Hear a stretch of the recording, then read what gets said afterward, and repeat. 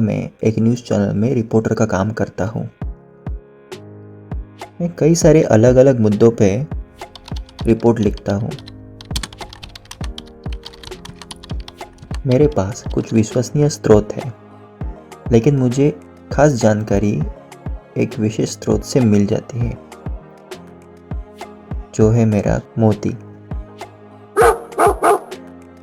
3 साल पहले की बात है। एक रात जब मैं अपने काम से घर लौट रहा था, तभी मेरे बिल्डिंग के पास जो झाड़ियाँ थी, उसमें मुझे कुछ हलचल सुनाई दी। मैंने सोचा कि शायद कोई चूहा रहेगा जो वहाँ पे पड़े डस्टबिन में खाने की तलाश कर रहा है। फिर थोड़ी देर बाद मुझे उन झाड़ियों में वो हलचल ज़्यादा ज़ोर से होने का एहसास हुआ। मैंने अंदर झांक कर देखा तो वहाँ पर मुझे 2 छोटी छोटी आँखें दिखाई दी। वो एक छोटा सा कुत्ते का पिल्ला था जो बहुत भूखा था। वो उस बड़े डस्टबिन में छलांग लगाने की कोशिश कर रहा था, पर उसका वो छोटा कद उसके लिए बड़ी मुसीबत बन चुकी थी। उसे भूख बहुत लगी थी, तो शायद उसने सोचा कि उस कूड़े के डिब्बे में उसे कुछ खाने को मिल जाए। मुझे उस बेचारे पर दया आई। मैंने अपनी बैग में देखा और एक बिस्किट का पैकेट निकाला। मैं अक्सर छोटे छोटे बिस्किट के पैकेट रखता था, ताकि रास्ते में या काम के वक्त आते जाते समय कोई मुझे भूखा जानवर दिखाई दे, चाहे वो बिल्ली हो या कुत्ता हो या कोई और, मैं उनको खाने के लिए ये खाना दे देता था। मैंने उस पिल्ले को धीरे धीरे उन झाड़ियों से बाहर निकाला और उसे ये बिस्किट खाने को दे दिया। और बस उसी दिन से मोती मेरे साथ रहने लगा। अभी उस घटना को 3 साल बीत चुके। मोती और मैं हम एक छोटे से फ्लैट में रहते हैं। समय के साथ हमारा एक रूटीन बन गया था। हम रोज शाम के वक्त पास के ही गार्डन में टहलने जाते थे।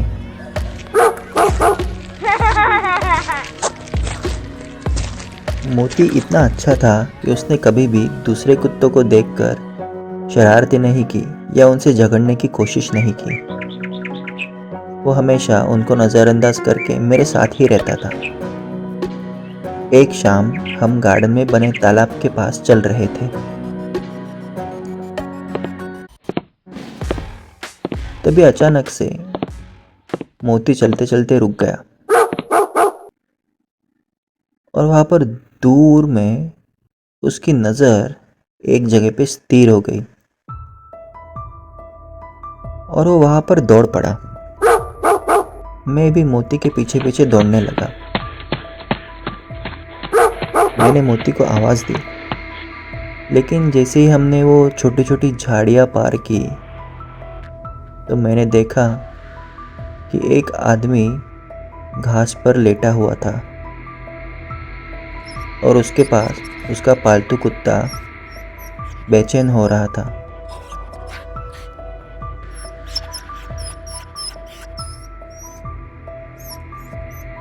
वो कुत्ता उसे उठाने की कोशिश कर रहा था, लेकिन वो आदमी की तरफ से कोई रिस्पॉन्स नहीं आ रहा था। तभी उस आदमी के पालतू कुत्ते ने मोती की तरफ देखा और वो मदद के लिए चिल्लाने लगा। मुझे समझ गया कि यहाँ पर कुछ गड़बड़ हो चुकी है। मैं तुरंत उस आदमी के पास दौड़कर गया और उसकी नर्व्स चेक की।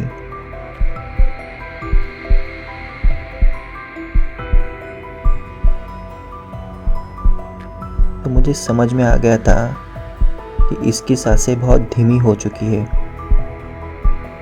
मैंने तुरंत उस आदमी के छाती पर जोर से दबाने की कोशिश की, जिससे उसका रुकता हुआ दिल वापस धड़कना शुरू कर दे। और वैसे हुआ भी। उस आदमी ने जोरदार खांसी के साथ अपनी आंखें खोल दी। उसकी सांस वापस चलने लगी थी। वो पसीने से लथपथ हो चुका था। मैंने तुरंत एम्बुलेंस को फ़ोन किया और उनको इस जगह के बारे में बताया और कहा कि जल्दी आ जाए। एक आदमी को शायद से हार्ट अटैक आ चुका है। वो आदमी अभी भी ज़मीन पर लेटा हुआ ही था, लेकिन वो सांस ले रहा था और उसकी आंखें भी खुली थी। उस आदमी ने इशारा करके मुझे अपने पास बुलाया। उसने मेरा हाथ हाथों में पकड़ा और कहा कि धन्यवाद बेटे, मेरी मदद करने के लिए। मैंने उसे कहा कि आपको मुझे नहीं, आपके इस पालतू कुत्ते को धन्यवाद कहना चाहिए, क्योंकि अगर आज वो नहीं होता तो शायद आप जिंदा नहीं बचते। तभी एम्बुलेंस वाले वहां पर पहुंच गए। उन्होंने उस आदमी को स्ट्रेचर पर लिटाया। उस लेटे हुए आदमी ने उन्हें 5 मिनट देने के लिए कहा। उसने मुझे पास बुलाया और मुझे कहा कि मैं तुम्हें जो अभी बताने जा रहा हूँ वो किसी को नहीं बताना। दरअसल मैं सरकार के खुफिया विभाग में काम करता हूँ। अगर तुम्हें पता है तो आज रात पृथ्वी के पास से एक बड़ा धूमकेतु गुजरने वाला है। मैंने उन्हें कहा, हाँ मुझे पता है। उस आदमी ने कहा कि तुम्हें जल्द से जल्द ये शहर छोड़कर पहाड़ों की तरफ जाना होगा। मैं समझ नहीं पा रहा था कि वो आदमी ऐसा क्यों बता रहा है। मैंने उन्हें पूछा कि लेकिन वो तो एक धूमकेतु है, वो तो हमारी पृथ्वी के पास से गुजर कर चला जाएगा। तो उस आदमी ने मुझे एक ऐसी जानकारी दी कि उसे सुनकर मैं आश्चर्यचकित हो गया। उसने मुझे कहा कि शहर के सारे अमीर लोग, बड़े बड़े सेलिब्रिटीज़, पॉलिटिशियंस, इंडस्ट्रियलिस्ट और जितने भी पैसे वाले हैं, वो पहले ही इस शहर को छोड़कर पहाड़ों की तरफ चल बसे हैं।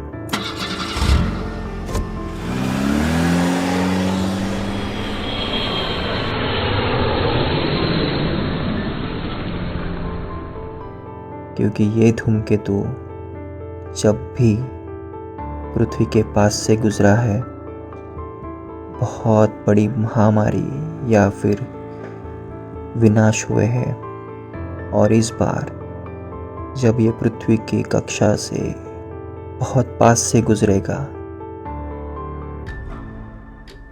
तो वो सीधा हमारे देश के ऊपर से गुजरने वाला है। मैं तुम्हें इसलिए बता रहा हूँ क्योंकि तुमने मेरी जान बचाई है। ये सुनकर मैं डर गया। मैंने उससे पूछा, तो फिर ये बाकी के लोगों का क्या होगा? और ये सरकार की तरफ से तो कभी बताया नहीं गया कि इतनी बड़ी दुर्घटना घटने वाली है या घटने के चांसेस है। उस आदमी ने कहा कि देखो, ये गरीब लोग हैं, ये आम जनता है, ये जिए या मरे, अमीरों को कोई फ़र्क नहीं पड़ता और ना ही कभी आगे बढ़ेगा। और बस एक और बात, तुम अकेले आना, तुम इसे साथ नहीं ले सकते। उसने मेरे मोती की तरफ उंगली करते हुए बताया। फिर वो एम्बुलेंस वाले उस आदमी को एम्बुलेंस में डालकर चले गए।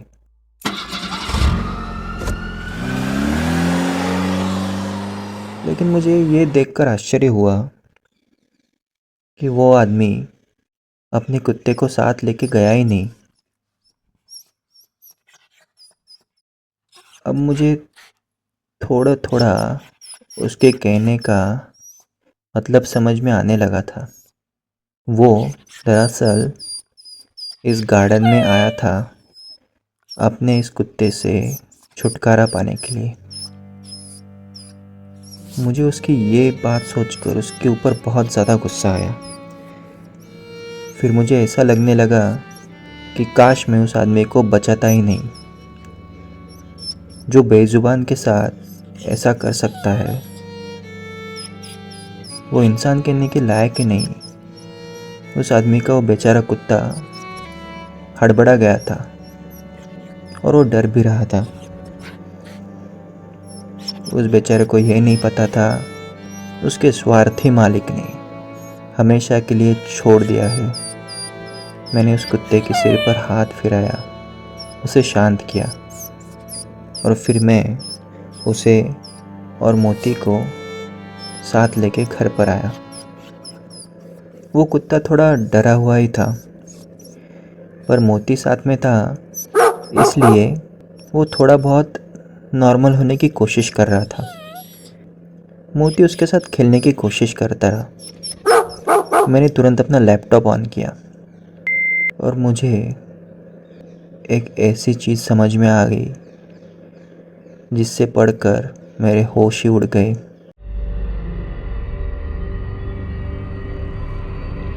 मैंने इस धूमकेतु के इतिहास के बारे में पढ़ा। मुझे पता चला कि पहले भी यह धूमकेतु जब भी पृथ्वी के पास से गुजरा है उसके बाद बहुत बड़ी महामारी या विनाश हुआ है जिसमें लाखों हजारों लोग मर चुके हैं।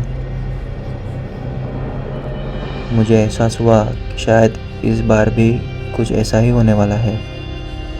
अगले कुछ घंटों में मैंने अपने सभी कॉन्टैक्ट से जानकारी हासिल करने की कोशिश की।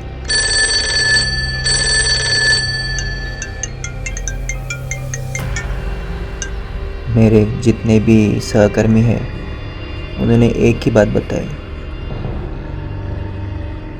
कि पता नहीं अचानक से सारे सेलिब्रिटीज़, सारे अमीर लोग, सारे बिजनेसमैन, सारे पॉलिटिशियंस, सबका फ़ोन बंद आ रहा है। मैं समझ गया उस आदमी ने जो भी कहा था वो सच था। मेरे पास वक्त ख़त्म हो रहा था। फिर मैंने गूगल पे सर्च किया, लेकिन ये इन्फॉर्मेशन गूगल पे अवेलेबल नहीं थी। तो मैंने डार्क वेब की सहायता ली।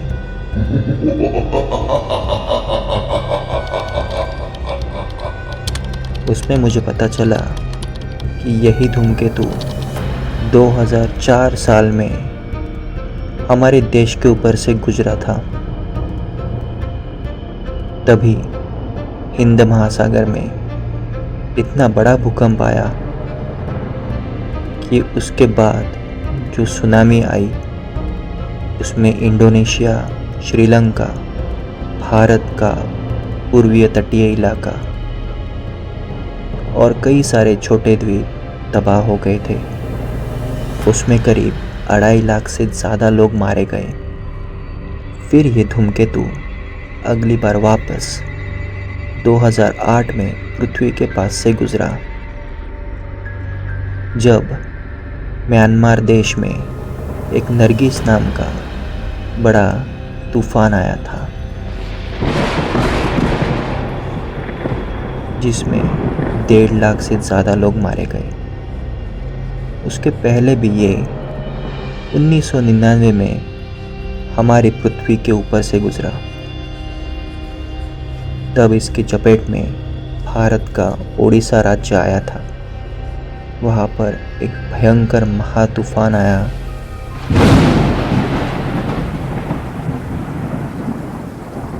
जिसमें 10,000 से ज़्यादा लोग मारे गए और करीब करीब 20 लाख लोग बेघर हो गए। 2005 यही धूमकेतु वापस एक बार पृथ्वी के पास से गुजरा। तभी कश्मीर में 7.6 मैग्नीट्यूड का बहुत बड़ा भूकंप आया, जिसमें 80,000 से ज़्यादा कश्मीरी लोग मारे गए। डार्क वेब पर एक और बात लिखी गई थी कि ये धूमकेतु बार बार पृथ्वी के पास से क्यों गुजरता है। ये धूमकेतु कोई सामान्य धूमकेतु नहीं था, इसे कोई भेजता है, कोई ऐसी सभ्यता जिसके बारे में हमें पता नहीं, लेकिन वो हमारे बारे में सब कुछ जानते हैं। शायद वो किसी दूर के आकाशगंगा में रहते हैं और थोड़े थोड़े सालों के बाद हमारी पृथ्वी पर बहुत बड़ी बर्बादी लाते हैं, जैसे कि उनके लिए ये एक मनोरंजन का खेल हो।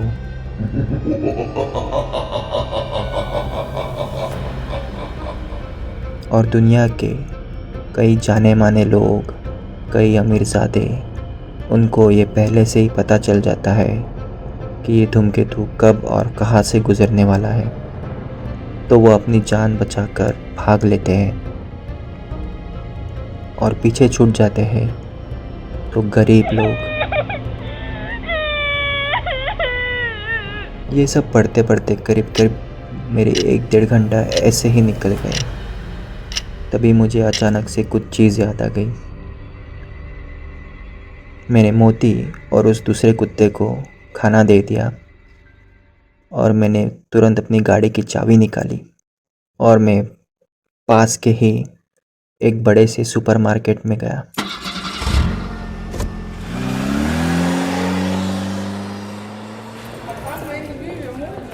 वहाँ से मैंने जितना हो सके उतना सारा सामान ले लिया। मेरी पूरी गाड़ी भर चुकी थी। मैं जितनी जल्दी हो सके उतनी जल्दी घर लौट आया।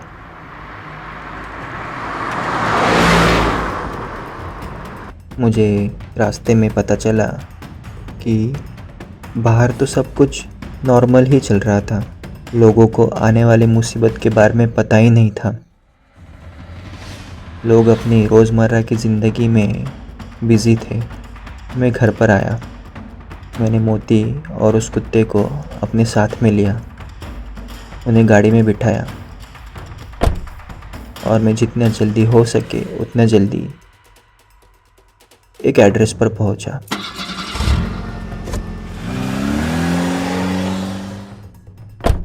मैंने वहाँ का गेट खोला। गेट खुलते ही बहुत सारे छोटे बड़े आकार के कुत्ते और बिल्लियाँ मेरे पास खुशी से दौड़कर आए।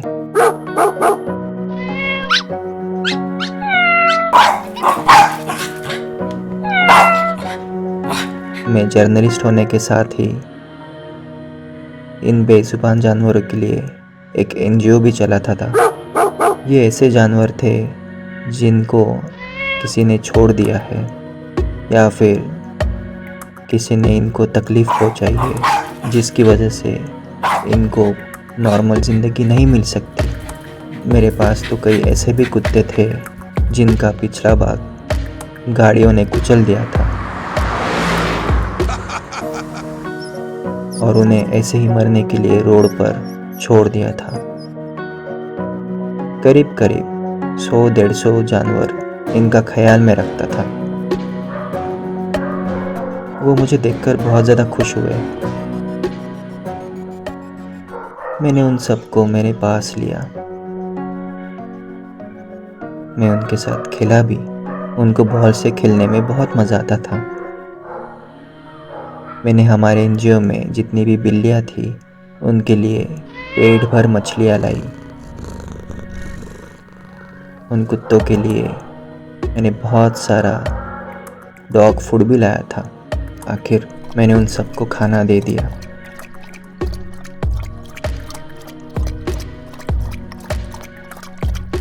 जब वो खाना खा रहे थे तो तभी मैंने जो स्विमिंग पूल में पहनते हैं वो वाली हवा की ट्यूब सबके ऊपर चढ़ा दी। एक तरीके का वो लाइफ जैकेट ही था। मैं जब सुपरमार्केट गया था तो मैं मेरे इन बच्चों के लिए पेट भर खाना और ये लाइफ जैकेट जैसी हवा से भरी ट्यूब्स ही लाने के लिए गया था। मैंने एक एक करके मोती, उस आदमी का कुत्ता और ये मेरे जितने भी छोटे छोटे बच्चे हैं इन सब को वो ट्यूब पहना दी। सब बहुत खुशी से खा रहे थे। अभी तो अंधेरा भी हो चुका था। तभी एक कुत्ते ने खाना छोड़कर खिड़की के पास जाकर आसमान में देखकर चिल्लाने लगा।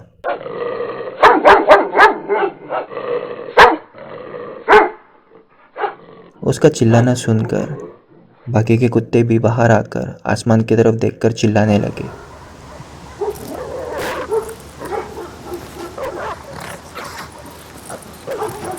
उनके साथ मेरा मोती और वो कुत्ता भी वही करने लगा। बिल्लियाँ अपने शरीर को फुलाकर गुस्से से चिल्लाने लगी।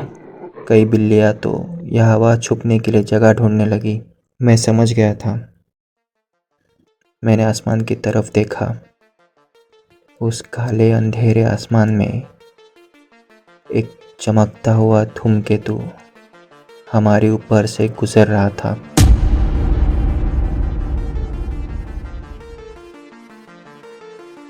वो आकार में बहुत बड़ा था, तो इससे हम अंदाज़ा लगा सकते हैं कि वो पृथ्वी के कितने पास से गुजर रहा था। हम आसमान की तरफ देख रहे थे।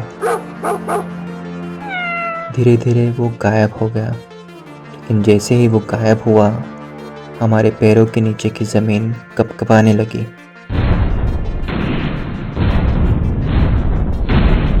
मैं समझ गया, ये जो भूकंप आ रहा था ये उस धूमकेतु ने ही लाया था। सारे कुत्ते जोर जोर से चिल्लाने लगे।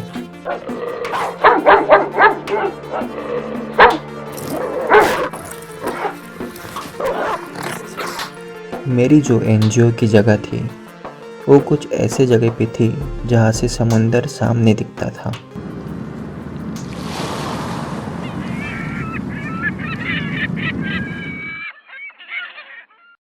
कुछ 1-2 मिनट बाद शहर भर में ज़ोर ज़ोर से सायरन बजने लगे। लोगों की चिल्लाने की आवाज़ें सुनाई लगी। ये सायरन सुनामी आने के पहले बजने वाले सायरन थे। मेरा अंदाज़ा सही निकला था। डार्क वेब में जो इन्फॉर्मेशन बताई थी वो बिल्कुल सही थी। मैंने क्षितिज के ओर समुंदर की तरफ देखा। समुंदर ऊपर उठ रहा था। एक बड़ी सी दीवार जैसे अपनी ऊंचाई को और ऊंचा करते हुए हमारे शहर की तरफ बढ़ रही थी। पहले 3 फीट, फिर 4 फीट, फिर 6 फीट। मैं उस समुंदर की लहर की दीवार को बढ़ते हुए दूर से देख रहा था। मेरी संस्था में कुछ छोटे पिल्ले भी थे। वो बेचारे डर चुके थे। मैंने उनको अपने पास लिया, अपने सीने से लगाया।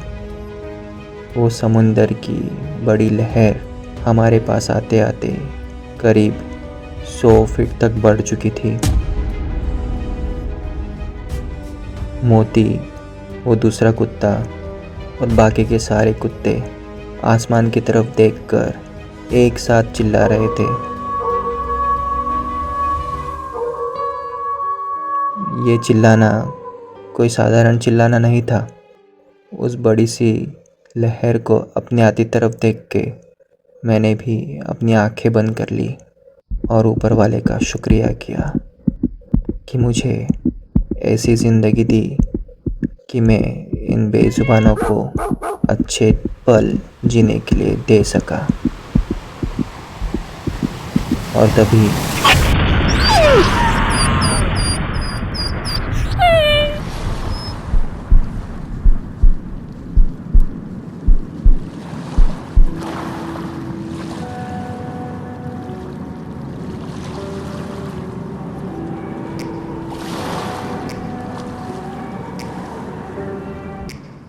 Take me back to a place where I felt at home. Take me back to a day when we weren't alone. Take me back to an age when the world felt small. Back before we blew it all. Take me back to a place where I felt at home. Take me back to a day when we weren't alone. Take me back to an age when the world felt small. Way back before we blew it all. Too many things going on, I can't keep track of them all. From people dropping a bomb to people putting up walls. I feel like life is on hold, perception stuck in a vault. I know that time can heal all, but how much time till we fall? It's awfully chilly outside when there's no shelter to hide. When everything is a lie, you'll find that out in some time. But when the things on your mind are all considered a crime, communication aside, we'll all just fight till we die. Is this an argument or just the start of it? Either way, I don't wanna be a part of it. Can I just get some space? I don't have the heart for this. I can't be picking up the pieces, fixing scars from this. Is this an argument or just the start of it? I wanna drive away so I can be so far from it.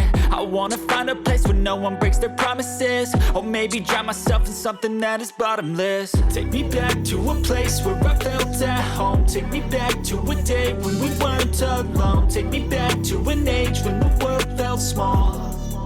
Way back before we blew it all. Take me back to a place where I felt at home. Take me back to a day when we weren't alone. Take me back to an age when the world felt small. Way back before we blew it all. I know that things seem bad, but they could be much worse. There's always someone else who has a greater curse, a greater thirst, a hunger, pain, and mercy. Just find whatever you got and try to be thankful first. I wanna feel again, I need a couple friends. I never really understood just how the story ends, but I can feel it's tense, don't know the consequence. The volatility of life, my only confidence. Is this an argument or just the start of it? Either way, I don't wanna be a part of it. Can I just get some space? I don't have the heart for this. I can't be picking up the pieces, fixing scars from this. Is this an argument or just the start of it? I wanna drive away so I can be so far from it. I wanna find a place where no one breaks their promises. Or maybe drown myself in something that is bottomless. Take me back to a place where I felt at home. Take me back to a day when we weren't alone. Take me back to an age when the world felt small. Way back before we blew it all. Take me back to a place where I felt at home. Take me back to a day when we weren't alone. Take me back to an age when the world felt small. Way back before we blew it all.